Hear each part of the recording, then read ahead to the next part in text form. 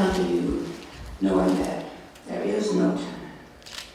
And we don't need you, no matter how great the cause are, how small the event, how worthy it is. And we really need you today in every way that exists. We thank you for this event. We thank you for our great history that 50 years ago, brave souls dared to contest and confront injustice.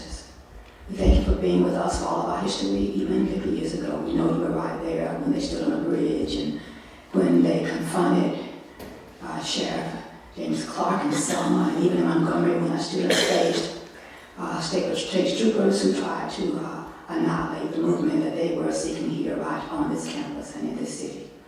Now, Father, be with us in this program. Take charge of it. May it resound to your glory and your honor. In Jesus' name we pray. Amen. Organizations at the forefront, the role of Alabama blacks in the 1965 Voting Rights Campaign, a civil rights symposium featuring 1965 voting rights organizations. Clearly, the Alabama state is consumed by the nationwide celebration of the 50th anniversary of the Selma Montgomery March and the Voting Rights Campaign.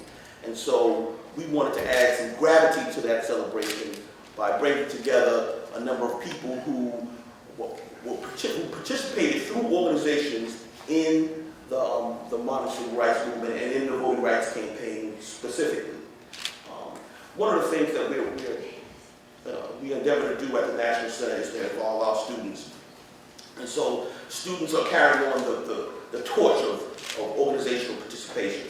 And so to bring some greetings from the Alabama State University chapter of the NAACP, we have Sean Friedman.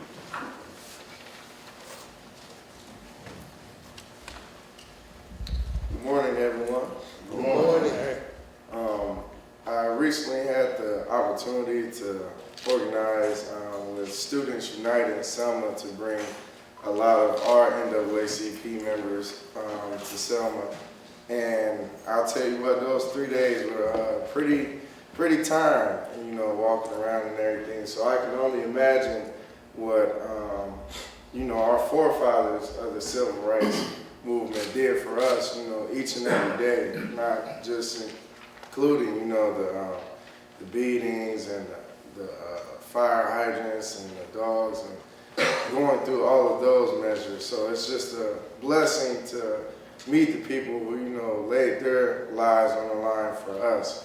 So I bring greetings from the Alabama State NAACP chapter, and I thank all of you all for the work that you have done.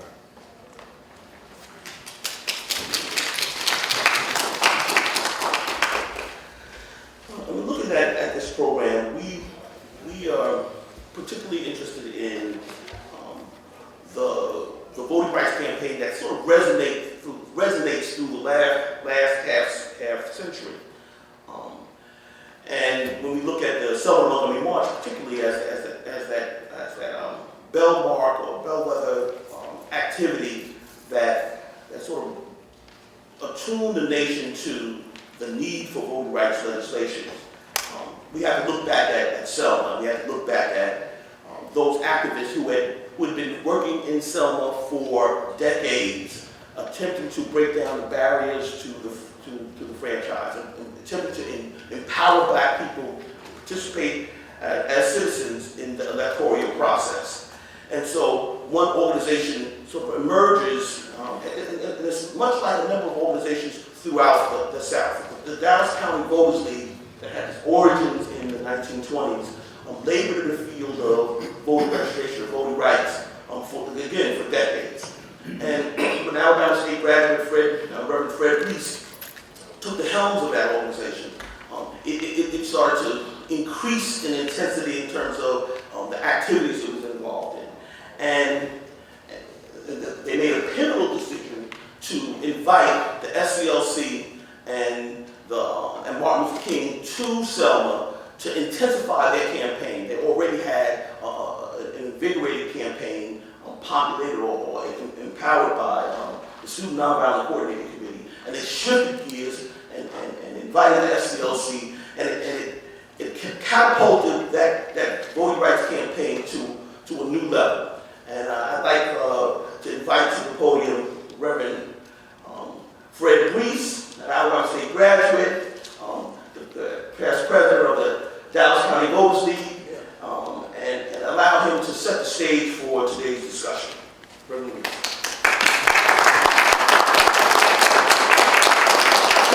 Can I ask our audience to place your cell phones on vibrate or silent so that we may enjoy the presentations without interruption? I want to say, first of all, thank you for inviting me and allowing me to be here to look into your faces. It's always a great delight to be around people that you know and some you don't know. But sadly, as we think in terms of how good the Lord has been to all of us, He's brought us, someone says, from nowhere to somewhere. That's right. And sadly, I stand here saying I'm grateful. After being able to go through the annals of history and go through Alabama State University as a student, I made some passing grades. I had some other grades also. But certainly it's always a great delight to come back. I consider Alabama State my home in a sense. Certainly, as you understand, I must say the Lord has been good to me. Amen. He brought me from a mighty long way. Yes. And somebody want to ask the question, how long is a long way? Yes. Look at me, you can tell how long. But certainly it's a great delight to be back. I consider home. And then to be a part of this discussion. Because when I think about how far we have come, where we were, and how good the Lord has been. I don't know how you feel about this. When I woke up this morning, I said, Lord, thank you. That's right, sir. He didn't even have to wake me up this morning. He didn't wake me up because I've been so right and so good. He didn't wake me up because I've been so good when I was at Alabama State all the time. But certainly his love and his mercy found me and allowed me to be able to stand here today, look into your faces, and to tell you how great God really is. And so it is that when we come to think about things that have happened in our lives and how the Lord has led us, and we keep saying through many dangers. And I must say, I don't know whether you've been through the dangers or not, but I've been through some dangers. Yes, sir. And I can tell the world Yes, sir. that it was not because of my goodness All right. Right. that allowed me to be standing today, Yes, sir. but because of God's grace and his mercy. Yes, sir. He brought me from nowhere to somewhere. All right. All right. And I'm able to say thank you today. Yes. And so it is that as we look at what the Lord has done and how he's used those of us who allowed ourselves to be used. And I think about the condition at the time when in Selma, my hometown, wherein out of some 15,000 people who should have been registered, less than 300 were. All right. And how it was that we made a decision that we would no longer allow people to be discriminated because of the color of their skin, but by the content of their character. And we decided we were going to take the lead and making sure that the world understood that people should be regarded as equals, not based on skin color, but on the content of a person's character. And so we were able then to move out and to convince the world that we will no longer accept the inequalities that existed discriminatory practices that were being held. And we wanted all people, regardless of the color of their skin, because people probably at times were being treated according to skin color. Well, We want to eliminate skin color yes. and then allow people to be treated based on character. Well, I came through, old song said, through many dangers, toils, and snares. Somebody know what I'm talking about. well, yes. I've already come, such 'twas grace that brought me what? Say, Saved thus far, well, and grace will lead me on. When I think about the goodness of God, the grace of God, I can stand here today and say that if you have not tried Him as a leader, regardless of who you know, regardless of what you have achieved in life, you see that you accept Jesus Christ yes. as your personal Savior. Now, I know we have different folk in here. Now, used to folk talking about Jesus Christ. Oh, that's all right. But I would talk about Jesus Christ because I know He is the one that has brought me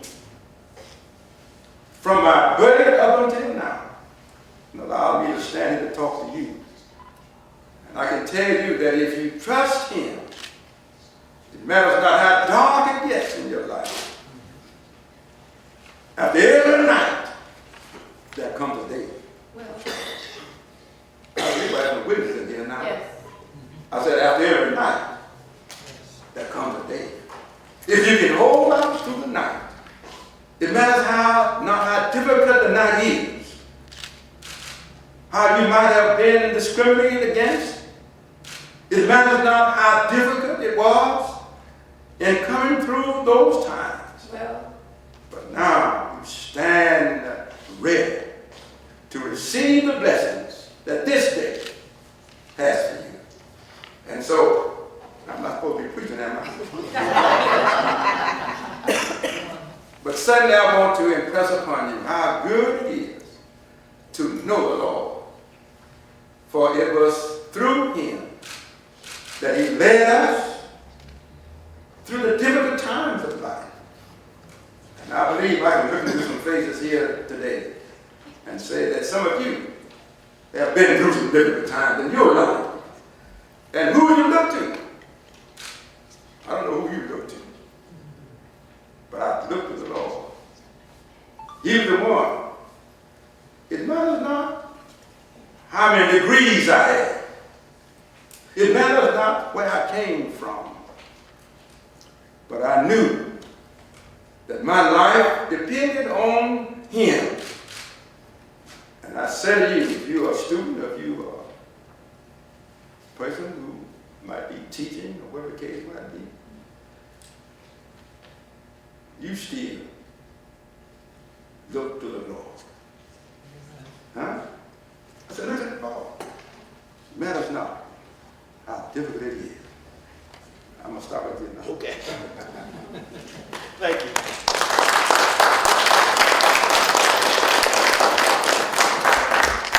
One of the things that I think Reverend Reese reminds us of is how critical this connection between the church and the black community was in the success of the modern civil rights movement. The church was the cornerstone institution as it evolved, as the civil rights movement evolved. And so this first session we have deals particularly with one, the MIA and the Montgomery Improvement Association and the Southern Christian Leadership Conference. And of course, the Southern Christian Leadership Conference was populated primarily by ministers. And so this nexus between the movement and the ministerial leadership was critical. And I think we got a glimpse of that this morning. I would like to take a small pause and allow our students, I think, our SGA president and our SGA Student Government Association vice president of the walk. I'd just like them to say, give a welcome to the gathering.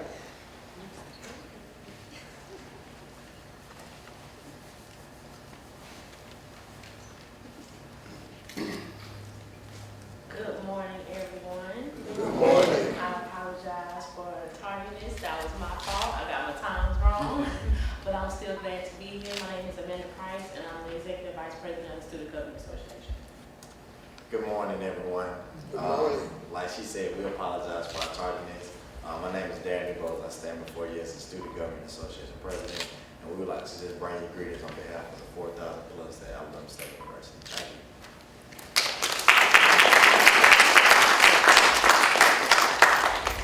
We're going to turn our conversation to our panel at this point. We have really a distinguished panel. And I say that and it's really an understatement. We have to my right, from your left, Willie Bolden, Reverend Willie Bolden who represent the SCLC. Willie Bolden was active in 65, in Selma, in Montgomery, and throughout the Black Belt. And so we hope that he could bring to us some understanding of the thinking and the strategy and the tactics used by the SCLC as they executed this voting rights project in Alabama, particularly throughout the Alabama Black Belt. We also have, as you earlier met, Reverend Fred Reese, who again was with the Dallas County Voters League, and that was the organization, again, that extended the invitation to the SCLC and asked for the assistance of this organization and Martin Luther King in moving forward their voting rights agenda. And then we have the distinguished attorney Solomon Seay. And there was a court case that arose out of the attempt to cross the Emin-Pettus Bridge. Hosea Williams was attacked on the bridge, and so Governor Wallace was the governor at the time who really orchestrated that attack. And so in Williams versus Wallace, a court case was argued in the federal district court before Frank Johnson, and that ultimately led to the state of Alabama and the federal government being charged with protecting the marchers as they made that trek from Selma to Montgomery. But the logistics of the march had to be worked out, and Attorney Seay was involved in creating the logistical plan and submitting that plan to the federal court, and for by and large that plan was executed in the Selma Montgomery March. So we really have some of the architects of the voting rights campaign of 1965, and particularly the architects associated with the Selma Montgomery March before you today. And so we're going to start with the SCLC, and we're going to ask Reverend Bolden to give us some idea about how his involvement and his understanding of the charge of the SCLC and maybe some elements of the SCLC's activities as it relates to voting rights during this time period. Reverend Bolden. You want me to do it from here? Where are you comfortable? Okay. Well, I'm a Baptist preacher, y'all. I feel real comfortable behind the book. First, I want to say to Dr. Robertson, I'm so happy to be here to represent the Southern Christian Leadership Conference and our president, Dr. Charles Steele. When I reflect back when we came to Selma, I was 26 years old. I started working with Dr. King at the ripe old age of 22. And when I thought about celebrating the 50th year anniversary, my arithmetic said 76. And I said, oh man, that's a long time ago. then when I was in a meeting in Atlanta a couple of weeks ago, and we were talking about Dr. Reese and his maturity, I said, I need to just shut up and get to work. Dr. King went to Oslo, Norway, and received the Nobel Peace Prize on December the 10th, 1964. And before he left, a lady by the name of Mrs. Amelia Boyne came by SCLC office and asked if Dr. King would bring his staff in to Selma, because she was a bit tired and the leaders were a bit tired of taxation without representation. On the way back from receiving the Nobel Peace Prize in Washington, D.C., Dr. King called President Lyndon Johnson and asked if he would spare him a few minutes. And the president, of course, said, sure, come right over, Dr. King. Dr. King went over to the White House, met with the president, and before he left, he said, Mr. President, the real reason I wanted to come talk to you was I would like for you to introduce legislation or get legislation introduced for a voting right act. And of course, President Johnson said, Dr. King, there's no way I can do that. These folk would run me out of town. And he said, oh, by the way, Dr. King, you are just returning from a mountaintop experience, receiving the Nobel Peace Prize. And at that time, when Dr. King received the Nobel Peace Prize, it had a $56,000 check. I think it's over $1 million now if you get the Nobel Peace Prize. And Dr. King, why don't you just go back to Atlanta and just cool it? You got the Nobel Peace Prize, you got $56,000. Well, $56,000 in 1964 was a lot of money. Of course, right now, for me, it's a lot of money now. But Dr. King said to the president, you are absolutely correct, Mr. President. It was a mountaintop experience, and I really enjoyed it. But I'm on my way back to the battle. I'm on my way to Selma, Alabama. And Mr. President, with or without your help, we're going to get a voting right act. And he came back to Atlanta and he summoned us, his ground crew. Dr. King had a ground crew, which I was a part of. And the ground crew was the crew who went into these various communities and got everything ready for him and Dr. Abernathy when they got there. He summoned us to a restaurant at that time called Pastor's. It was located on Hunter Street, which is now Martin Luther King Jr. Drive, room 101. And we got our assignment to come to Selma. And the rest is history. We came into Selma and we worked Selma and Lowndes County and Marion. We worked all over Alabama. But the good thing about it, and we just celebrated the 50th year,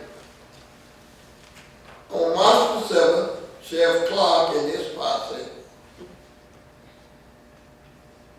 beat us real good. Tear gases, ran us down with horses, and of course that news went all over the country. And on August the 6th, 1965, that same president who told Dr. King he could not support a voters bill, that same president took a pen and signed the 1965 Voting Rights Act and turned and gave that pen to Dr. King. A lot of folk died. A lot of folk got hurt. A lot of folk went to jail. And just for the record, young people, everybody who died wasn't black. A woman by the name of Viola Russo left her family in Detroit, Michigan, drove to Selma, and we gave her the assignment of transporting the elderly and the disabled from Selma to Montgomery. And she was shot down like a dog on the Highway 80, and a statue is out there now in her memory. And then there was a minister by the name of James Reese. He was beaten and killed, leaving a black restaurant on his way to a black residence where he was living, because he was here helping to support Dr. King and the movement here. Now, as I go, let me say this. I'm disturbed. And as I sat watching President Barack Obama this past Saturday, I was concerned about all of the people who suffered and died, and yet we gotta beg. I mean, literally beg our folk to go to the polls. So as I sat there and I watched the president, I wondered whether or not Dr. King and those who lost their lives, did they do it in vain? Why should we, in 2015, Dr. Reese just told us in 65, less than 300 folk, black people were registered to vote. Now in Selma, Alabama, they have a black mayor. But we have to beg our folk to go to the polls and vote. That's why we have a Republican-controlled House of Representatives and a Republican-controlled United States Senate, because our folk sat home and did not vote. I'm so happy to see these young folk here today. Lord knows, I'm tired, y'all. I wanted to march from Selma to Montgomery, but with a quadruple bypass heart surgery, lung surgery, and a defibrillator, wasn't no way in the world for me to walk. But you all can. And we need you. I remember when Jose Williams created the program SCOPE, Summer Community Organization for Political Education, 1965. Dr. King asked him to head up the political arm of SCLC when we got to Selma. And we sent our staff out throughout the North and Midwest, recruiting white students specifically to come south to help us get our folk registered to vote. They came, we had over 1,000 of them. And we went out through Alabama and Mississippi, getting our folk registered to vote. But we missed the boat. We got them registered,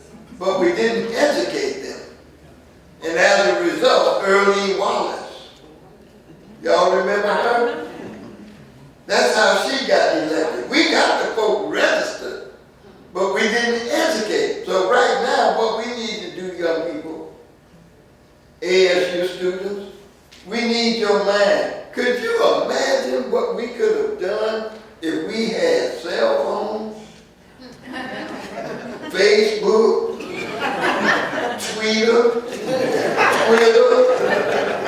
the computer. We would do 5,000 leaflets and we'd have to stay up all night because we had to type it, then put it on a machine, ink it, and then roll it.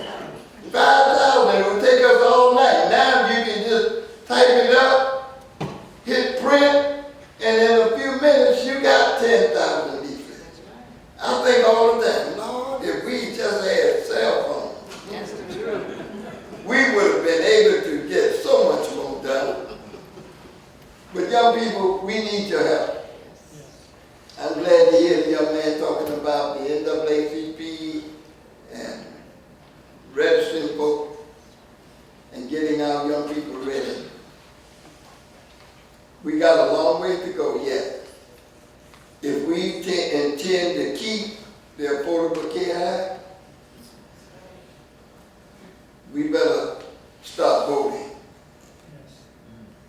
I hope the president will have a chance to appoint at least one more United States Supreme Court justice before he leaves, because we see what's happening now. They have gutted the 1965 Voting Rights Act, but we still got a lot of work to do. Thank you.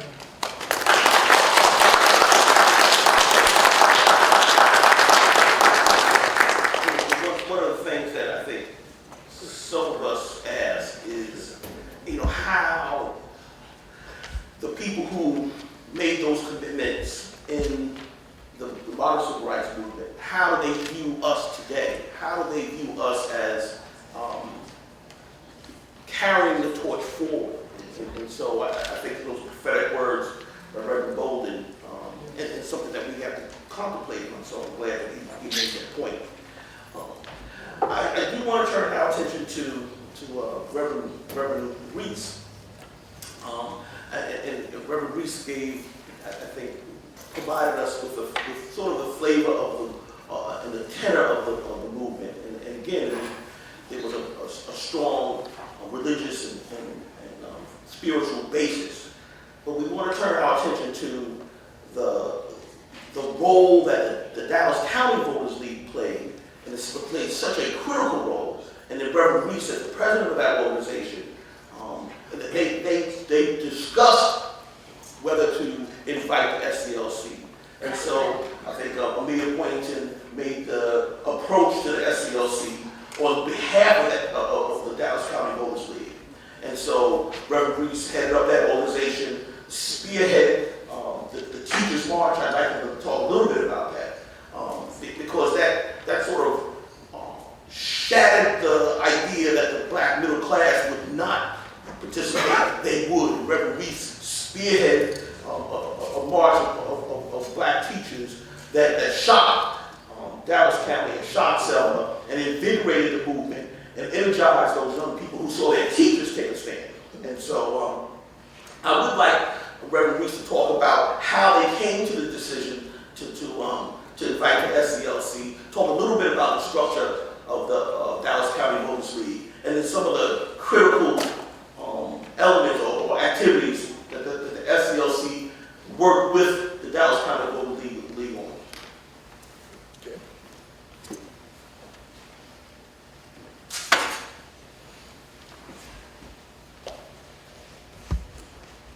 Am I supposed to remember all of that? Yes. I'll remind you. Well, certainly, when I think about, first of all, how good the Lord has been, even to allow me to be standing here, and certainly to remember His goodness, how He allowed us to lead others to accept the whole idea of equality, not based on skin color, but on the content of a person's character.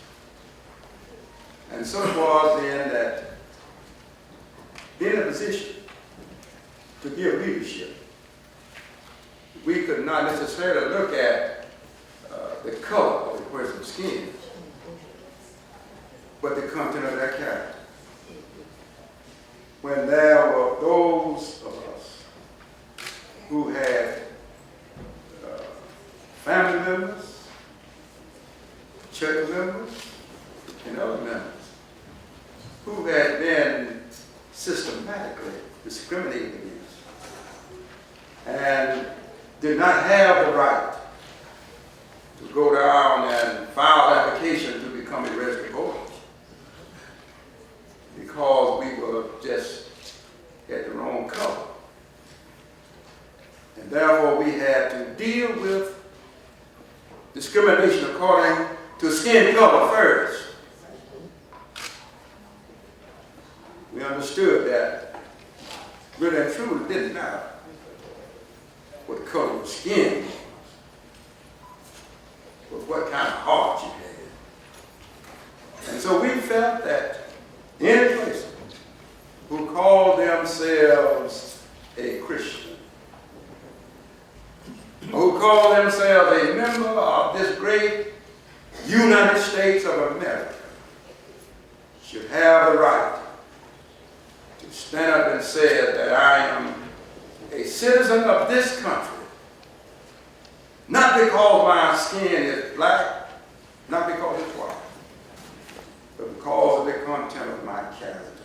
I stand ready to tell the world that no one should be discriminated against based on skin color, based on how much time the person had in school,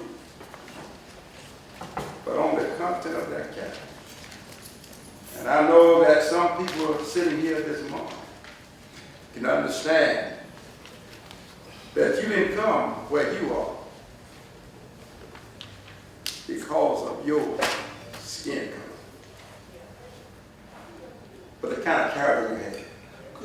Could you talk a little bit about how your role as the president of the Dallas County Voters League? What was that about, and what was the mission of the Dallas County Voters League? Well, the Dallas County Voters League was a leading organization in Dallas County, and we had the responsibility of getting people who had been denied voter rights. They had been discriminated against. In fact, there was an organized way of actually making sure that those persons whose skin was not white then would not have an opportunity to go to voter registration places, file an application to become a registered voter. There was actually discriminatory practices based on skin color and not the content of a person's character. And so you had to fight. You had to fight for your, some people said, fight for your rights. If you knew your rights, you had to fight for them. Could you talk a little bit about also the Teachers March? How did that come about, and what was the impact of that episode? The Teachers March. It just so happened I was a teacher. Exactly. And of course, at that time, teachers, in particularly the black community, held a high praise and position. And so I guess the Lord had me in the right place, the right time, with no sense. And I led teachers. I was president of the Selma City Teachers Association. And I led those teachers. I said, we cannot be great teachers to our students and sit here and let us be discriminated against, not having the right to go and tell our students that we stood up for what is right, regardless of skin color. And therefore, we had to make sure that every person who came under our particular responsibility would then have the courage to stand up for what was right. I keep saying that, for what was right. The our second panel is going to deal more with the organizations that surrounded the students and the Student Nonviolent Coordinating Committee. But SNCC was in Selma since earlier in 1963, and again worked closely with the Dallas County Voters League on voting rights issues. Could you talk a little bit about the decision to invite the SCLC in 1965? Why did the Dallas County Voters League invite SNCC in, and what did you hope to accomplish? Well, prior to our invitation to SCLC, SNCC was the organization that was in Selma, Dallas County. And the leaders of SNCC, and I led many demonstrations, went to jail together, suffered together. But then, after the resources of SNCC, then we decided that we would invite SCLC to come in and to further assist us in our quest for this right to vote. And therefore, I had to sign the official invitation, inviting Dr. King and the members of the Southern Christian Leadership Conference to come to Selma to further assist us. I said further because SNCC went first. To further assist us in our quest for the right to vote. And that signature then allowed SCLC to come in to Selma and to further assist us. Come into Selma, it meant that those discriminatory practices had to be challenged. And we had to take a particular position that regardless of the color of your skin, you had a right to participate and to be a part of the political advantages that could be offered in Selma, Dallas County, and the state of Alabama. One other question. The signing of the Voting Rights Act really changed, and it took some effort. And it didn't happen automatically, but it changed over time the political landscape throughout the South. You were able to participate in the political process in an electoral fashion. Could you talk about, what entered your decision, or what informed your decision to seek elected office, and how do you think that it answers the call of the voting rights campaign? Well, actually, I felt that after telling people that you should always get the right to vote, and then when you get it, vote. And I had to set the example. So when I had resisted and I got my right, my voting right, I made sure I went down to the then county courthouse. And then they give you a little slip of paper. And I got my slip of paper and I came out in the front and waved it so everybody knew that I had position in getting this right to vote. And I wanted to impress those persons who saw me to take the same steps, regardless of the consequences. You have this right then to seek first-class citizenship. And you don't get it just by letting somebody else tell you what to do. But you go down and you file a petition. You become a registered voter. And then when you get the vote, vote. Don't sit at home. Did you run for political office? I did run for political office. I was so glad to get my vote. I said, I'm not going to let this opportunity pass me by now. I think this vote should allow me to run for some office. I didn't care which office. And so I qualified to become a voter, a registered voter, and then to seek the office in Selma, Alabama. I ran for mayor in Selma, Alabama. I didn't win, but I won. I ran. And then I ran for member of the city council in Selma. And of course, I stayed on the city council for many years. But certainly I want to set the example that regardless of the color of a person's skin, They should not be denied the privilege and the right to participate in the political process that governs their life. One last question, and then at the end of this session, we're going to open the floor up for other questions. I'm just taking the prerogative to ask a few questions now.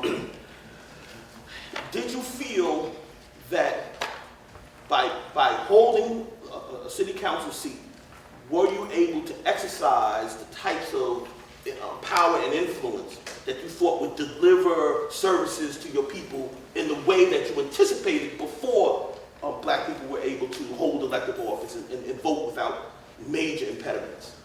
Well, I think by holding the seat on the council, then people who had really cast their vote for me, and in that surrounding community, then those people then felt that their particular right would be preserved by people who could speak for them. And so it was our determination to speak regardless of the consequences for the rights we knew that all people should enjoy. I keep saying all people because, see, discriminatory practices had been very prevalent. And of course, folk look at the color of your skin before they look at anything else. But my skin was not white. You could tell that, couldn't you? But then I had to understand that regardless of skin color, we had a right to participate in the political process that really govern our lives. And I said today, the young people who now will have the opportunity to set the kind of example that all people, forget about skin color, just so happen your skin is whatever color. Forget about skin color. And think about content of people's character. What you're going to stand for. What you're going to do in life. Those of you who are attending school here or somewhere else, what are you going to do with your life? Are you going to go through all these classes and make all these good grades? Because all grades are not good, I understand that. But you're going to do that and then go out and not take advantage of the opportunity of making your life a positive effect on other lives that you will come in contact with. What about your life? That's the question. Thank you, sir.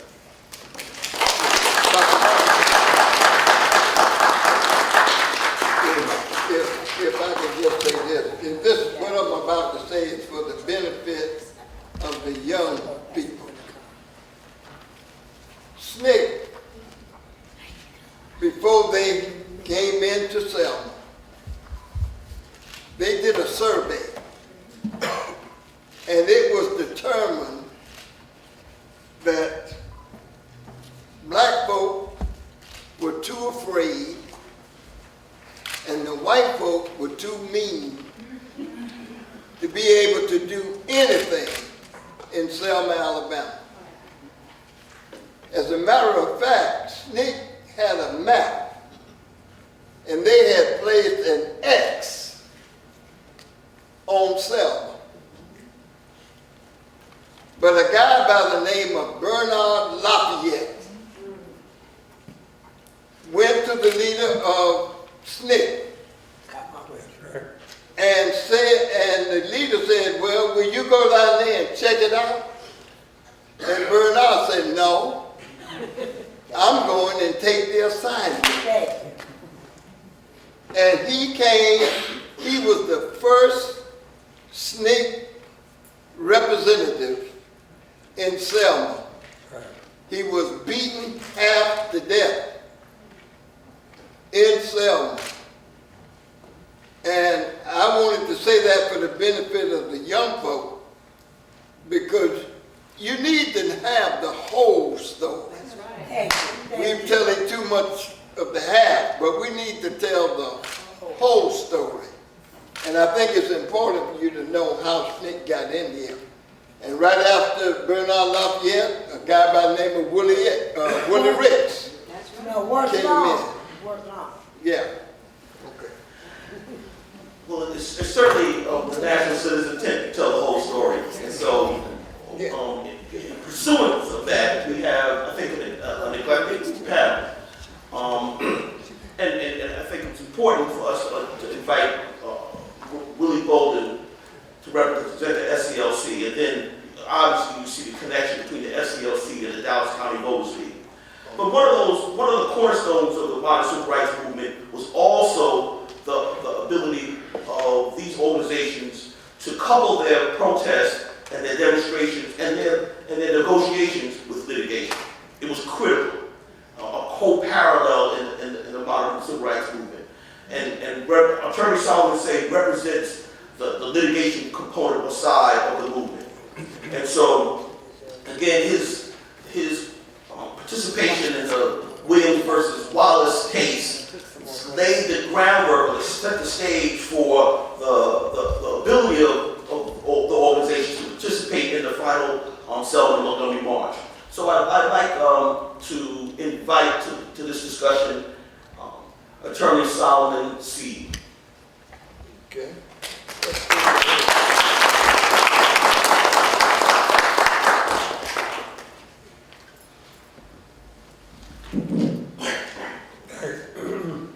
Thank you.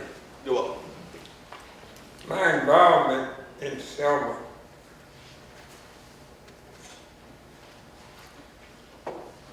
was much more than simply filing a lawsuit.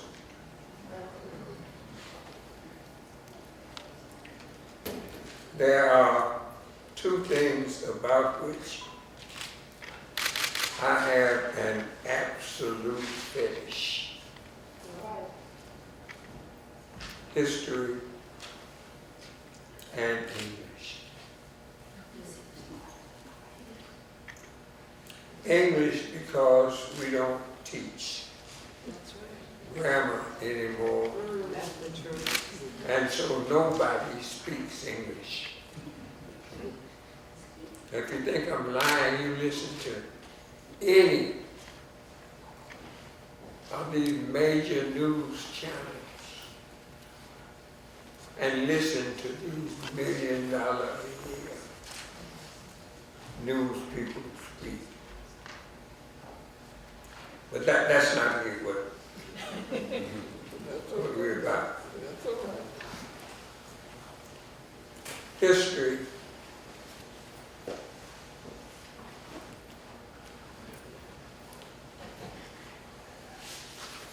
we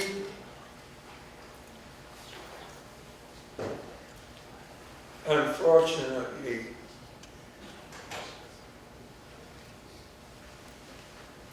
will castigate history for purposes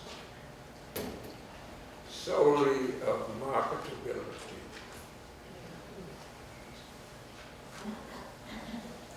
And that should be a criminal offense. In the 60s,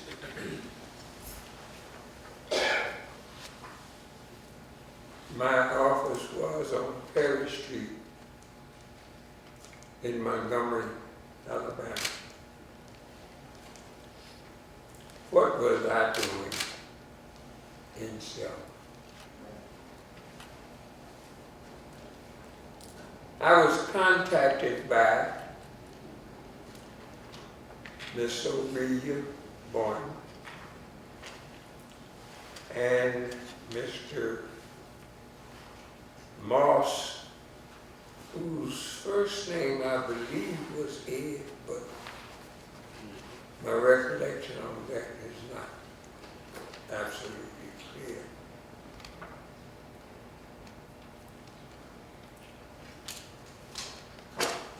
They came to Montgomery and met with me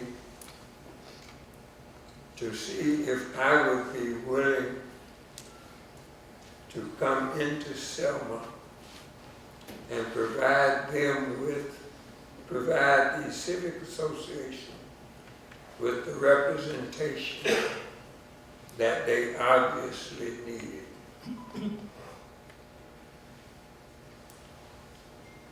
I had a problem with it initially because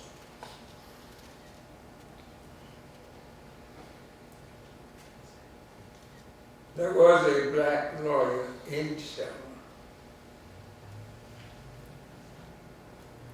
And my position was that I do not move in on another lawyer's territory.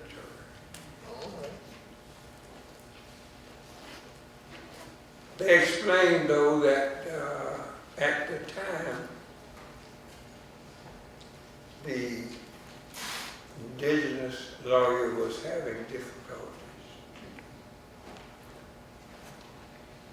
And it was under those circumstances that they contacted me.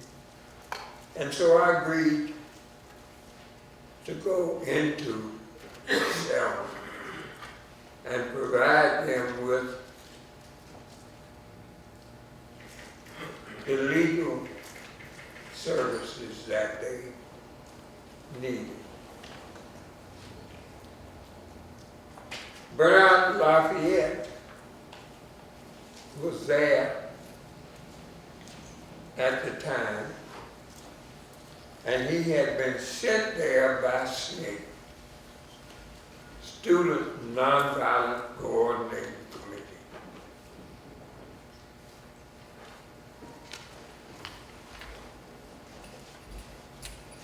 He was charged with the responsibility of conducting an intensive voter registration campaign designed to register every qualified black in Dallas County.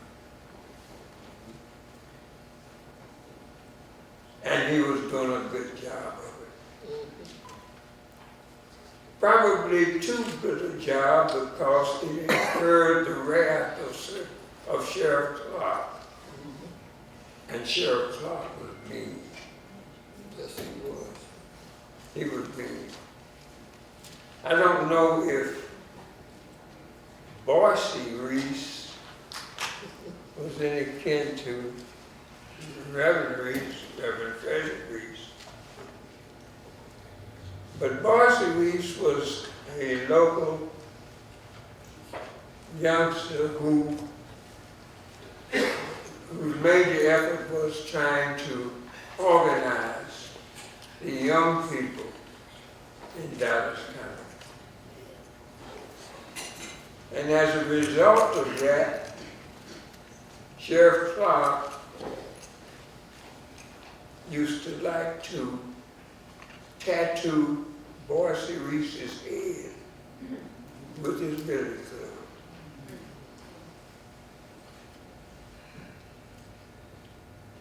Bernard was such a thorn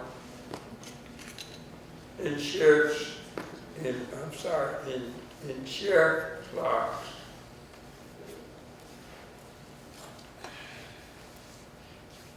hair that he arrested Bernard for vagrancy. Now, SNCC provided Bernard with all of the necessary amenities. And in addition, he had a salary from SNCC of $20 a week. That didn't qualify him for the title of vagrant.